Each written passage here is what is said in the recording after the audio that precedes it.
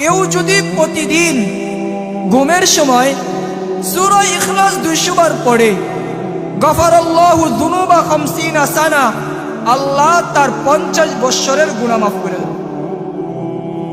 ঘুমের সময় এই সূরা 200 বার পড়লে 50 বৎসরের গুনাহ মাফ।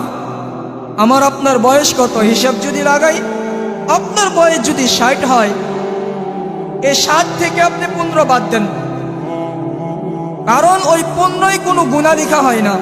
রুফিয়াল কলম আনিস সবি হাত্তা ইয়াবলুগ, বালেগ হওয়া আগ পর্যন্ত 15 বৎসর গুনাহ মাফ। তো 60 থেকে 15 বাদ দিলে থাকে 45। আপনি এক রাত্রে যদি 50 বৎসরের গুনাহ মাফ হয়, তাহলে 45 বৎসর মাফ হয়ে আপনার আরো 5 বৎসর অতিরিক্ত থাইকা গেল। আল্লাহকে তো অন্তত পক্ষে এতটুকু বলা যাবে, ও মালিক, আমি একদিনেই তো 50 বৎসরের গুনাহ মাফ করাইছি, মাত্র হায়াত তো পাইছি 60 বৎসর, মাত্র 45 হিসাবে আসবে, আরো তো 5 পানা উঠা দেন।